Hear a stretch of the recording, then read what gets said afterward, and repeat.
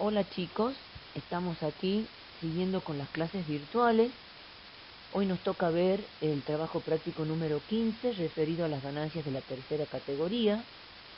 Hoy vamos a ver el caso específico de una sociedad simple, anteriormente denominada sociedades de hecho. Estas sociedades graban sus rentas a través de su incorporación en el inciso B del artículo 53 de la ley. Son las que nosotros denominamos sociedades de personas. No están incluidas en el 73 como sociedades de capital por el momento, en forma obligatoria. La única manera de que se transformen en sociedades de capital es que, por el momento, hagan uso de la opción del artículo 73, inciso A.8.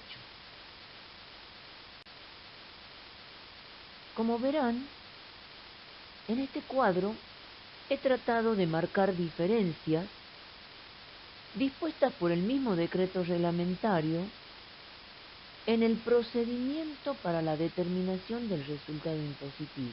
Esto es muy importante que lo entiendan, que lo observen, porque entre el artículo 127 y el 128, la única diferencia es que el 127 marca el régimen para las que llevan registraciones contables y el 128 marca el procedimiento para las que no llevan registraciones contables. Acá no interesa si es sociedad de capital o es sociedad de persona. La determinación del resultado impositivo únicamente está marcado por la registración contable. De esta manera, los que llevan registraciones contables, ¿qué tenemos que hacer nosotros? Tomar el resultado contable de los estados contables, restar ajustes negativos, sumar ajustes positivos y así llegar al resultado impositivo. Eso va a tener que ver con la diferencia entre lo imputado en el resultado contable versus lo que marca la ley en función a la gravabilidad o no de las rentas, a la deducibilidad o no de los gastos. Eso es lo que va a generar los ajustes negativos o los ajustes positivos. Ejemplos de estos casos son todas las sociedades de capital, como por ejemplo la SA y la SRL, pero también se darán cuenta que en este caso, ejemplos del artículo 127 del decreto, está la sociedad colectiva, que es de personas, o la sociedad simple que lleva registración contable. A diferencia del artículo 128, que como ustedes se darán cuenta, nada que ver con el procedimiento del 127, porque en este caso se trata de una autodeterminación, se trata de determinar un resultado impositivo, considerando los ingresos por ventas, el costo de venta impositivo, considerando los gastos que son deducibles, considerando otros ingresos gravados u otros egresos deducibles. Son dos procedimientos totalmente diferentes. Y como ejemplo de esto tenemos las sociedades simples que no llevan registraciones contables. Recalco la diferencia. Aquí no importa si son sociedades de capital o no, sino de que lleva o no lleva registraciones contables. Bien, a diferencia de la diapositiva anterior, aquí nosotros vamos a analizar quién liquida e ingresa el impuesto a las ganancias. Porque en este aspecto sí nos interesa si la sociedad es de capital o si la sociedad es de personas. Nosotros en la diapositiva anterior solo vimos y aplicamos el procedimiento para determinar el resultado impositivo. Aquí nos interesa saber qué tipo de sociedad es porque involucra al sujeto que liquida el impuesto. De esta manera, si ustedes se dan cuenta, las sociedades de capital son sujetos del tributo, son sujetos pasivos. Ellos determinan y liquidan el impuesto sobre la base del resultado impositivo y aplican la alícuota correspondiente. Ejemplos de esto son todas las sociedades de capital que están en el 73A, más, por supuesto, las sociedades de personas que hacen uso de la opción del 73A.8. A diferencia de las sociedades de personas, que no son sujetos pasivos del tributo, estas sociedades determinan el resultado impositivo y lo distribuyen. Nosotros las denominamos, son sociedades informantes, sociedades derivantes. Este resultado se distribuye entre los socios en forma directa y automática, según lo especificado en el artículo 54 de la ley. Téngase en cuenta que lo que define ese artículo es la necesidad de legalmente atribuir ese resultado para que legalmente los socios incorporen ese resultado a sus declaraciones juradas personales y sean ellos los que en forma individual liquiden e ingresen el impuesto. Casos de estos son la sociedad colectiva, sociedades simples o empresas unipersonales. Bien, empecemos entonces a analizar el trabajo práctico. Se trata de una sociedad simple, Summer, compuesta por dos socias que se dedican a la comercialización de trajes de baño para chicos y no llevan registros contables. Esto nos indica a nosotros que vamos a tener que usar el procedimiento marcado por el 128 del decreto reglamentario. Esto quiere decir que vamos a tener que trabajar directamente con la información que nos suministra la empresa y nosotros determinar el resultado impositivo. Analicemos entonces cuál es la documentación que nos aporta la sociedad. Nos aporta un libro IVA-ventas. Ese libro IVA-ventas es un libro que se confecciona con cierres mensuales de ventas. Se considera un importe neto de venta, el IVA y la venta total. Para los que todavía no han visto impuestos al consumo, el impuesto al valor agregado es un impuesto que se agrega al final al precio de venta. No formará parte nunca de las ventas gravadas en el impuesto a las ganancias. Por lo tanto, el IVA nunca será considerado. Vamos entonces a los 128.055. Que dentro de las notas aclaratorias me dice que está compuesto por una venta pura de 125.435 y tiene incluido también intereses totales de financiación de 2.620. Vamos a las aclaraciones. El monto de venta neta, dice, incluye 195 pesos correspondiente a 4 prendas para nenas, cuya venta se facturó el 18 de diciembre, el cliente devuelve la mercadería, no habiéndose emitido al 31 de diciembre la correspondiente nota de crédito. Todo esto me dice el temario. Si ustedes se van, por favor, a la solución, que la pueden ver con la diapositiva o en su papel, ¿qué van a advertir? Nosotros tomamos las ventas puras, 125.435, ¿por qué? Porque los intereses tendrán un análisis particular que lo veremos en el punto siguiente. Esa venta, que en realidad está la factura de venta, pero no está la nota de crédito porque sabemos que es mercadería devuelta por el cliente, son situaciones realmente hoy en día atípicas. Hoy con los mecanismos de facturación, como una factura electrónica, un ticket de una tiquetadora fiscal, es prácticamente imposible que esto se dé, pero puede llegar a pasar. Entonces, ¿qué tenemos que analizar nosotros? Tenemos que tener un buen registro de stock, porque nosotros, ¿qué necesitamos demostrar? Necesitamos probar que esa mercadería volvió al stock, que no es venta para mí. Esa es la única manera de que yo pueda detraer esa venta que no tiene nota de crédito. Punto 2. Intereses. El monto consignado corresponde a intereses facturados por todo el año 2019. Los intereses devengados al 31 de diciembre representan 1.328 pesos. ¿Por qué me hace la diferencia? Porque si bien ustedes ya saben que el régimen de imputación de una tercera categoría es devengado, el artículo 24 de la ley también es específico cuando habla de alquileres, intereses y similares, a los cuales les aplica un devengado especial. ¿Por qué? Porque los manda a declarar devengar en función al tiempo.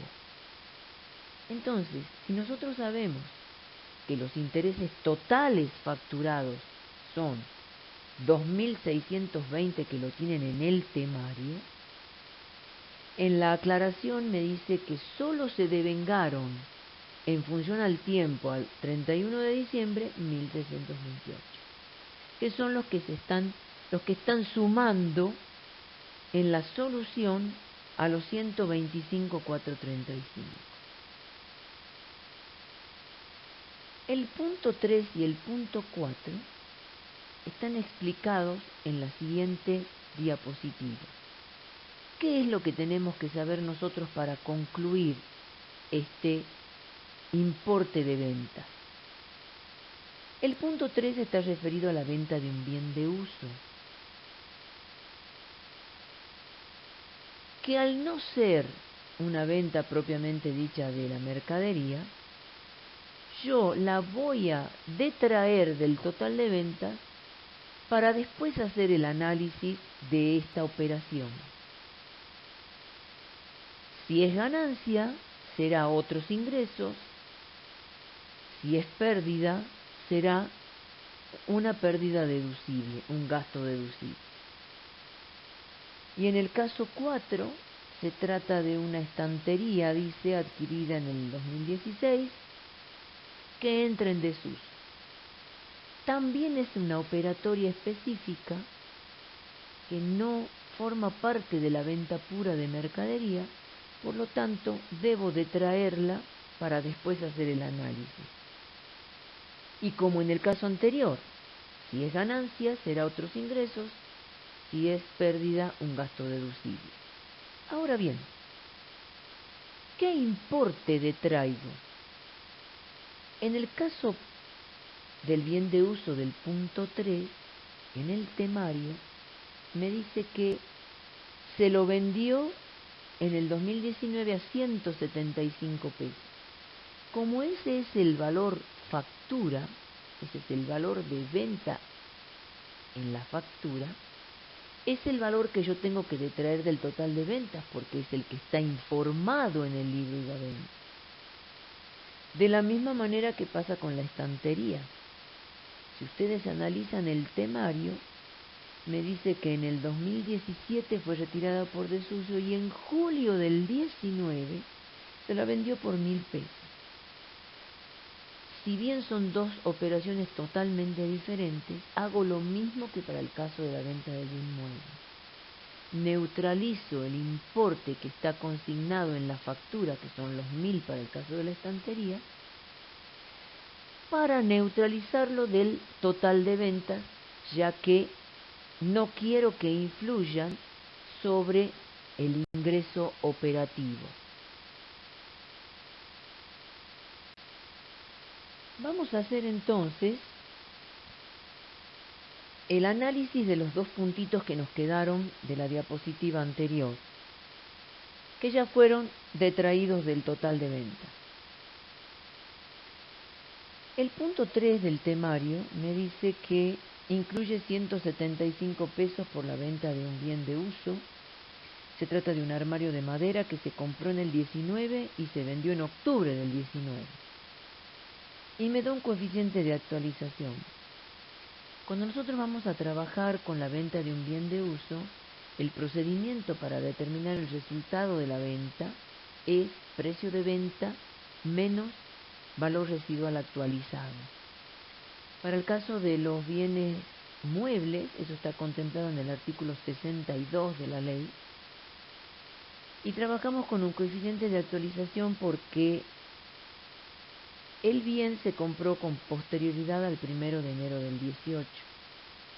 Y eso ya está contemplado por el artículo 93 de la ley, que dispone la actualización para este tipo de operaciones.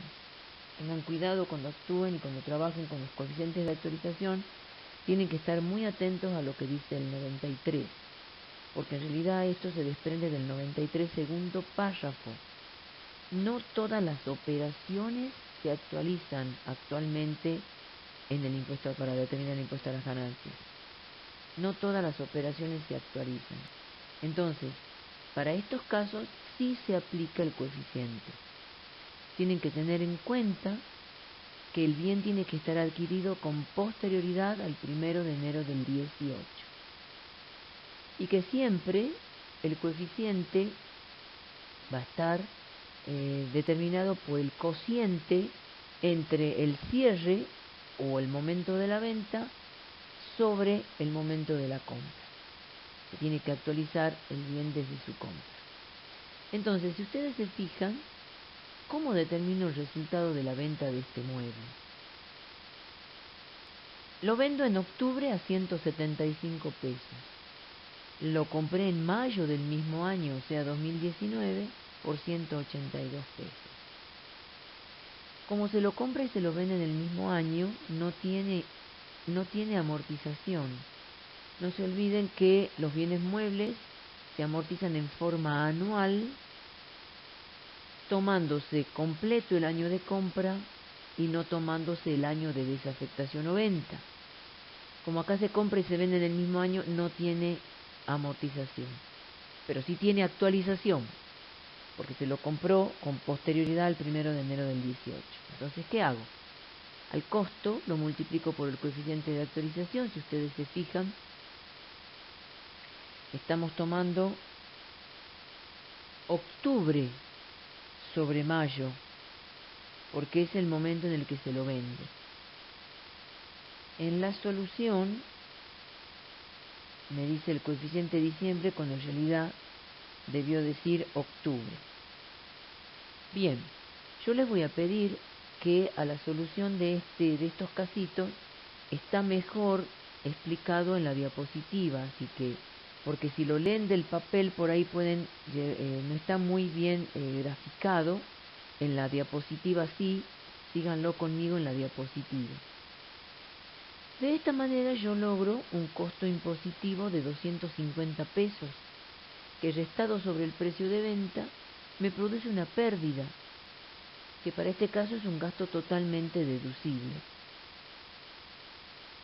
Vamos al puntito 4. El puntito 4 me dice que la sociedad mantenía entre sus bienes una estantería adquirida en el año de su constitución, en el 2016. Y en el 2017 lo retira por desuso y en julio del 2019 lo vende. La empresa decidió hacer uso de la opción prevista en el artículo 70 de la Ley del Impuesto a las Ganancias y en el artículo 158 del decreto, inciso B. A ver, por supuesto que ustedes tienen que tener la lectura de estos artículos, yo no tengo tiempo de leerlos completos, pero en forma resumida, el artículo 70 me permite hacer uso de la opción por desuso que plantea el 158 del decreto. Y el 158 del decreto me dice que yo puedo optar por dos caminos. O sigo amortizando el bien como si lo tuviera en uso, hasta su baja o hasta su venta, o me dice, congelemos la amortización al año en que se da de baja por desuso. Y cuando se lo venda, yo voy a afectar contra el precio de venta ese valor residual. O sea, el valor residual que tiene ese bien al momento en que se lo da de baja por desuso. ¿Y por qué me da la opción? Porque si yo sigo amortizando el bien, cuando lo venda, el valor residual de ese bien va a ser menor y el resultado de la venta va a ser mayor. En cambio, si yo congelo el valor residual al momento de la baja, el valor residual va a ser mayor, y el resultado de la venta va a ser menor. Todos estos análisis, por supuesto, van a depender del contexto económico. El contexto económico que puede estar influenciado por una inflación, o por el precio, o por el costo del bien. Tal vez es un bien muy significativo.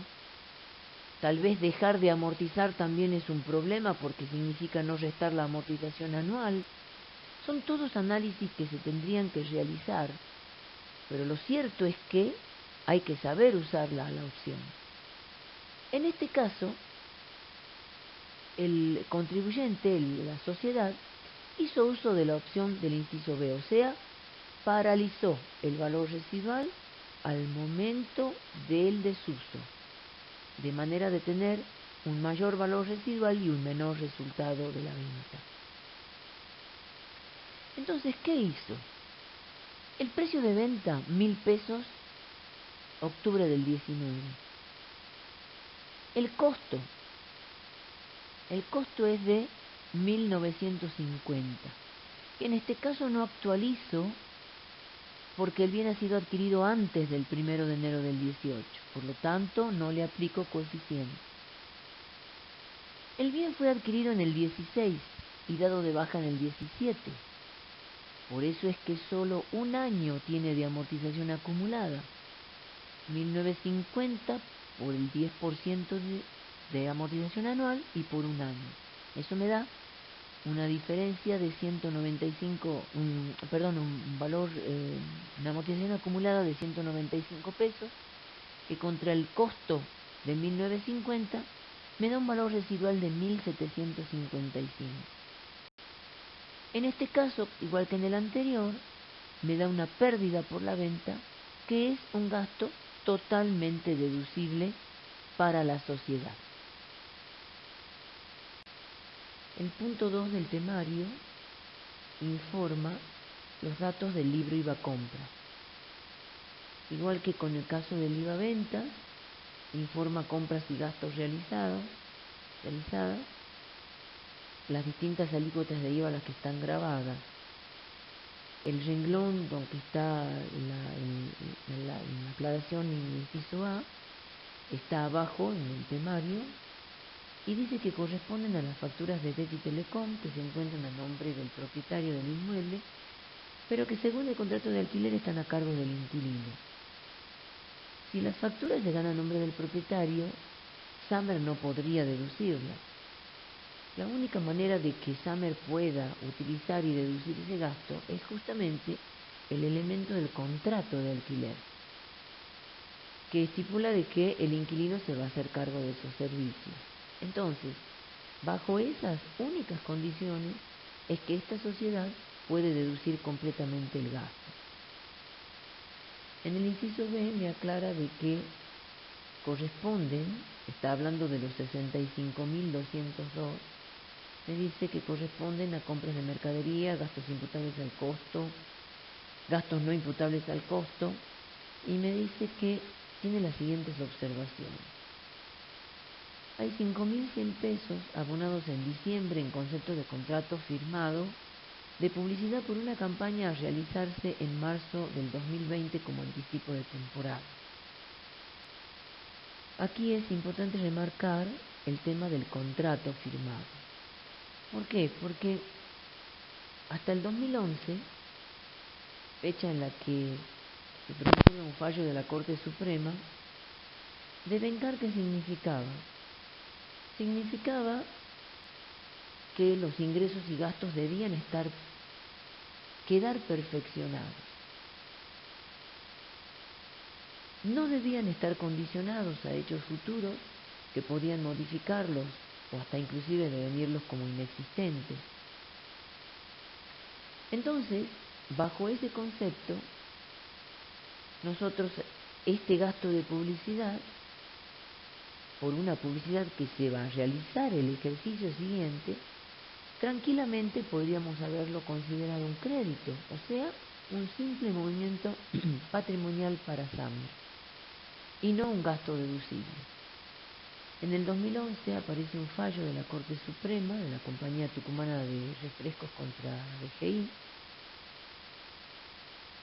La Corte hace suyo el dictamen de la Procuradora porque si nosotros analizamos el último párrafo del texto que ustedes tienen en la solución, me dice que se toma el criterio de apropiar los resultados al periodo en que se verifican los hechos sustanciales generadores. ¿Y qué se entiende por hechos sustanciales generadores? ¿O qué interpretó la Corte? O mejor dicho, la Procuradora. Interpretó que celebrar un contrato es constituir un hecho jurídico. Y que sin duda ese hecho jurídico produce un cambio patrimonial en las partes que celebran el contrato, generando derechos para un lado, generando obligaciones para el otro lado, pero está modificando, adquiriendo o transfiriendo derechos y obligaciones. Entonces, ese hecho jurídico origina actos posteriores de cumplimiento, que es lo que genera un contrato. Entonces, con este fallo, se modificó totalmente lo que antes estructuralmente se definía como devengado. Por eso es que hoy, a través de ese fallo, podemos decir que este gasto de publicidad, a pesar de que todavía no se realizó, pero que está firmado en un contrato, está adquirido el derecho y la obligación en un contrato, puede ser un gasto deducible totalmente en el 2019. Punto 2. Gastos financieros. Me dice que se trata de 375 pesos de un préstamo bancario obtenido en noviembre del 19 y que termina en una sola cuota venciendo el 31 de enero. Nosotros ya venimos señalando y remarcando el hecho de que existen gastos o ganancias que se devengan pero con un devengado especial. Este es uno de ellos que, al igual que los alquileres, van por devengado en función al tiempo. Por eso es que a los 375 se los proporciona en función a los 2 meses transcurridos desde la adquisición del préstamo hasta el 31 de diciembre. Después no tenemos problemas con los otros gastos no imputables al costo, porque es un dato dado, un dato que no tiene aclaraciones. El costo de mercadería también es un dato dado, 51.980. El punto 3 del temario está referido a lo que se llama el libro de registro único. Es un libro en el que se detalla toda la liquidación de los sueldos del personal en relación de dependencia. De esta manera, en el registro único del cual se obtiene el resumen, tenemos sueldos brutos, retenciones realizadas a los empleados, materiales escolares obsequiados al personal. Y en las aclaraciones me dice que las contribuciones que como empleador le correspondieron fueron 868 pesos, tanto para el régimen de seguridad social como para el régimen de obra social. Y que el importe inclusive incluye el periodo de diciembre del 2019, que no estaba ni vencido ni abonado al 31 de diciembre. Bueno, ¿cómo se define el gasto deducible en este caso? Los sueldos brutos son los sueldos estipulados a través de los convenios sindicales, y sobre ese sueldo el empleador está obligado a retener una suma de dinero que después lo deposita y genera un valor a favor jubilatorio o de obra social del empleado. Eso es lo que nosotros llamamos aportes a la seguridad social en el caso de la jubilación o aportes a la obra social en el caso de la obra social. Aparte, el empleador debe también pagar lo que se denominan las contribuciones patronales. Es otro porcentaje a favor de la jubilación y la obra social del empleado. El gasto va a estar dado por el sueldo bruto más las contribuciones a favor del empleado, obligadas a realizarlas el empleador. Entonces, si ustedes se van a la solución, tienen el detalle de el sueldo bruto como gasto deducible,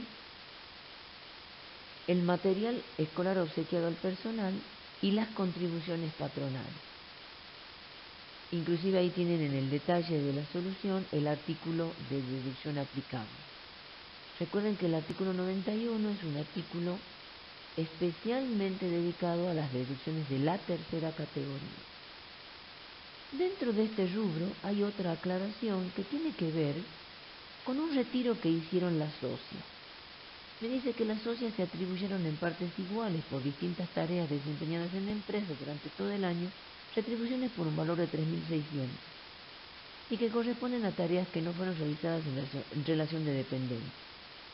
El artículo 92 de la ley, inciso B, en su primer párrafo al final dice que no serán deducibles los retiros realizados a cuenta de ganancias realizadas por los socios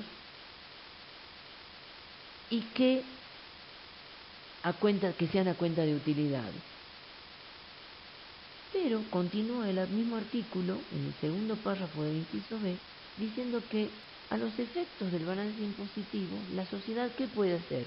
Deducir el gasto, pero después atribuirlo en cabeza personal de cada uno de los socios. Entonces da las dos opciones. O deduzco y después lo incorporo a la renta personal de cada uno de los socios, o directamente no lo deduzco. En este caso, si ustedes se van a la solución, se van a dar cuenta que el gasto se deduce y después se lo adiciona a la cuenta particular de cada una de las socias. De esta manera determinamos un total deducible de 15.698,27 en concepto de sueldos.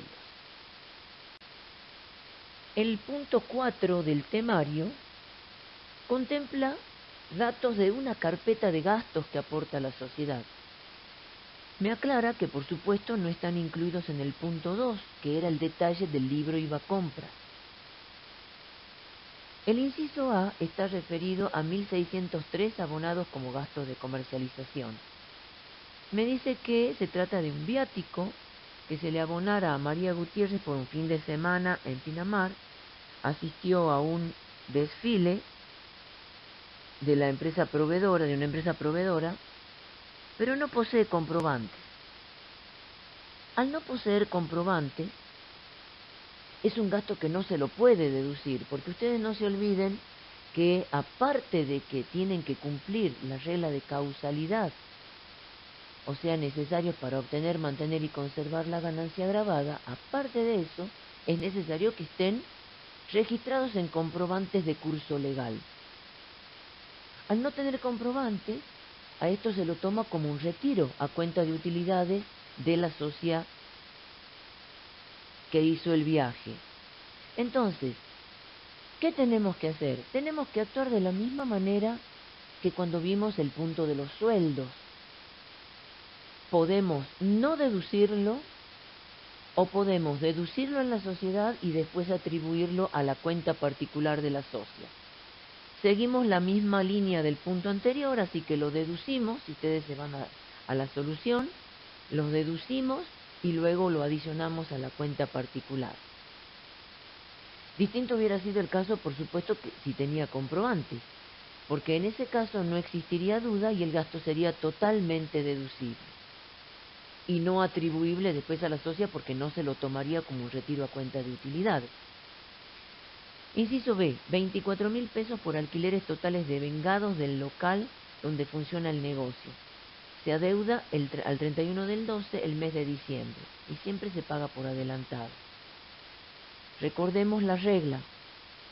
Tercera se imputa por devengado, pero cuando tenemos intereses, alquileres o similares, el devengado se transforma en devengado en función al tiempo. En nuestro caso, en el ejemplo, se han devengado 24.000 pesos de alquileres por todo el año. Esos 24.000 serán obviamente el gasto deducible. Y no me importa si se los paga por adelantado, no me importa si es que si no se los hubiera pagado inclusive. Punto C. 25.000 pesos por una llave pagada de un local en el shopping, donde se abrirá una sucursal en junio del 2020.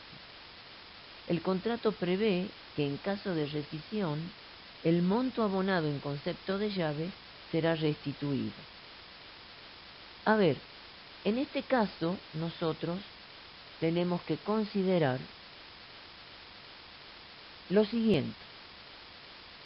La modalidad shopping puede tener dos opciones.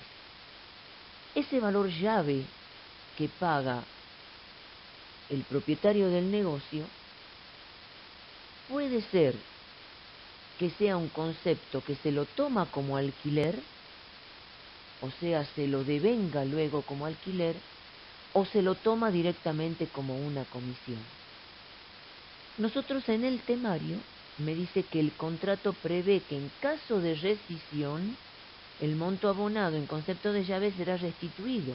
Es como la garantía que se deposita en los alquileres. Entonces, en esos casos, por favor, si ustedes se van a la solución, en este caso yo voy a tener que considerar que es un crédito. ¿Por qué? Porque el mecanismo es que se deducirá en los años de vigencia del contrato, porque se lo puede tomar como un alquiler, porque se lo devuelve en caso de rescisión. Y como el devengamiento es en función al tiempo, y todavía el contrato no tiene inicio, por ahora es un crédito lo abonado en el 2019. En el año 2020, cuando empiece a correr los términos, cuando empiecen a correr los términos del contrato, se lo irá devengando como, en función al tiempo, como un alquiler. Distinto hubiera sido el caso si en el contrato no prevé la devolución, porque yo en ese caso lo asemejo a una comisión. Y ahí sí yo podría aplicar el fallo de la Compañía Tucumana de Refresco que apliqué para la publicidad en la diapositiva, visto en la diapositiva anterior, y yo podría tomar el gasto total en el 2019. Inciso D. 973 pesos por impuestos y tasas pagadas. Los impuestos devengados en el ejercicio ascienden a 817, además nos informa que se abonan 400 pesos en concepto de multa por una DJ de IVA presentada fuera de término. Bien, los impuestos también serán los devengados en el año, 817 deducible, salvo la multa, que no es deducible específicamente por lo determinado en el artículo 227, primer párrafo del decreto. El punto 5 contempla los datos para que nosotros calculemos la amortización de los bienes, totalmente deducible. Todos fueron adquiridos en el 2016, se trata de bienes muebles, por una amortización del 10%, aplico el artículo 86F y obtengo el importe de la amortización. En este caso, recuerden, no se actualiza porque fueron adquiridos antes del 1 de enero del 18. Bueno, habiendo analizado todos los ingresos y gastos de esta empresa, sí podemos ahora ya arribar al resumen total. ¿Eso qué significa? siguiendo los preceptos del artículo 128 del decreto, ya estamos en condiciones de determinar un resultado impositivo de la sociedad Summer. De esta manera, ustedes van a ir completando este cuadrito con los datos que nosotros ya hemos analizado. Tenemos un ingreso por venta, que es, si ustedes siguen el papel de trabajo de la solución, van a ir completando los distintos importes que forman parte de este cuadro. El ingreso por venta es el ajustado que vimos en el punto 1, el costo de mercadería vendida, obtenemos una utilidad bruta, le restamos otros gastos, esos 58.557,57 es el detalle de todos los gastos que nosotros hemos analizado. Está la pérdida por la venta del bien mueble, el quebranto del bien de uso que estaba en desuso, la luz, teléfono, el gasto de publicidad, gastos financieros, etcétera, etcétera. Todo lo que nosotros ya hemos analizado y hemos determinado como deducible. Bien, hasta aquí la sociedad, ¿qué ha determinado entonces? La utilidad neta impositiva. Y como yo les dije al inicio de la clase, como se trata de una sociedad de personas, es una sociedad informante. Entonces, ¿qué tiene que hacer ahora la sociedad? Informar y distribuir esa utilidad, aunque no haya acreditación en cuenta particular, lo que le corresponde a cada una de las socias en función a su participación. Si ustedes observan el cuadrito final que tenemos, el cuadrito está compuesto por el 50% de la utilidad, el resultado, que se divide el 50 y 50 a cada una de las socias. Y luego se les atribuye en forma personal lo que está considerado como retiro a cuenta de utilidades. El punto 3b era el sueldo de las socias y el punto 4a era el viático a la socia únicamente a Gutiérrez. De esta manera obtenemos la renta imputable a cada una de las socias. Esto significa que las socias van a incorporar en su declaración jurada personal estas rentas y son ellas las que liquidarán el gravamen a pagar.